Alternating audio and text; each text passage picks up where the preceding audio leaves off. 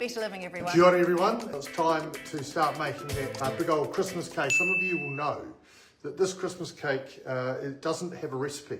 It has a vibe, as they say. But big policy announcements today, our tax policy coming out, which is exciting. The next Labor government will be full on into sorting out the health system. And one way we're going to do that is with free GP visits. Free GP visits. So that's a fantastic initiative and I'm really excited about it. That's the secret ingredient, and a little bit of brandy. Today, Barbara Edmonds and Chippy, along with Aisha Verrill, who's our health spokesperson, announced our tax policy. And everyone's been waiting for it, right? Everyone's been like, oh, when's your tax policy coming? What are you going to do? Is it going to be this, that, or the next thing? Well, we've taken what we think is a really balanced approach. A few glazed cherries. You've got to have cherries in Christmas cakes. We think we've taken a really balanced approach. So we have opted for a targeted capital gains tax. That is to say, it's not going to be some tax everything approach. And it's really important to understand why it's targeted in the way that it is. There's a whole lot going on in our economy. So the target is this. It's going to be on real estate, okay? Just real estate with two exclusions. It's really simple. Real estate, not your family home, not farm.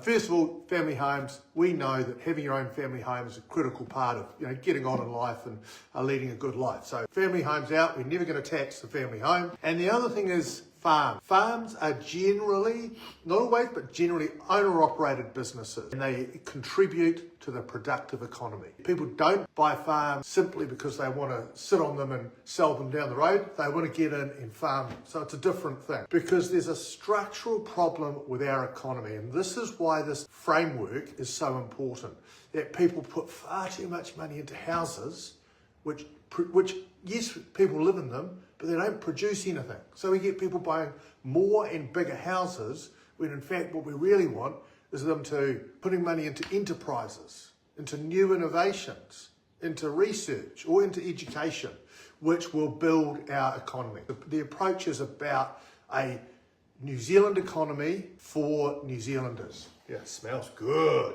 Kieran McAnulty really likes my Christmas cake. So commercial properties will be in. So, the guy who owns the block of shops around the corner, and of course rental properties will be in. When landlords got a nice tax break from this government when they're allowed to deduct their interest that they pay when they, for the money they borrow, whereas you buy your own home, you can't deduct the interest. I mean, the irony of that rule is this, right? You could rent a house over here and then own another as a rental over there and get a deduction on your mortgage while you pay it off. And as soon as it's paid off, you can move in. How about that? That'd be, well, it's not a tax dodge. It's what they call, just arranging your affairs. So it's going to be properties like that. But also, there's a few people out there who have holiday homes and what have you. And it's just like there's, you might have heard of the bright line rule. They're doing some orange peel now.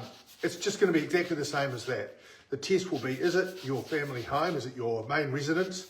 And you get, if you've got more than one, you might shuttle between two.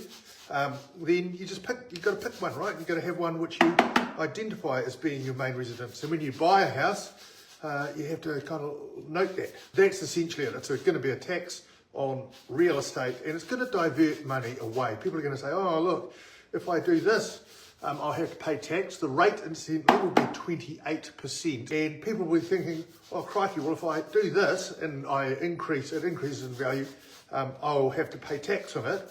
But if I buy, a little business or even invest in someone else's business and the business increases in value, that's what a capital gain is, then you won't have to pay tax on that. And that's a good thing, right? But in terms of the tax, how the tax works, few things. First of all, it's not going to kick in till July 2027, okay? And that's really important. That the value, there's going to be a critical date. And the first question will be, how much is the property worth in July 2027? And that's going to be your baseline. So you're not going to be, you might have bought this house, some people had a house for a while, might have bought it for $300,000 20 years ago, and it's now worth 1.3 million. Well, that million that it's increased in value up until July 2027, that's locked in. No one's going to tax that. That would be retrospective. We're not going to do that. That's a bad thing to do. We're only going to look at increases in value which happen in the future after July 2027. So that's the first thing to recognise. And it's only the increase in value, right? So again, if your house on July 2027 is worth $1 million, and then in 10 years' time, it's worth $1,100,000, then it's only that $100,000 that you're going to be paying tax on.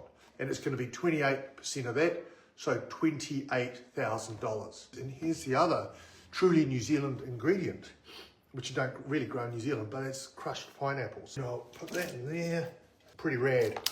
2 cans of crushed pineapple. Let's put a bit more. This is the secret ingredient. There you go. But look, it's been a really good week for Labour. We've got a really comprehensive economic policy that looks to a future fund seeded out of some key state-owned assets. We've got that gaming subsidy that we're going to supercharge to keep that talent in New Zealand working for New Zealanders.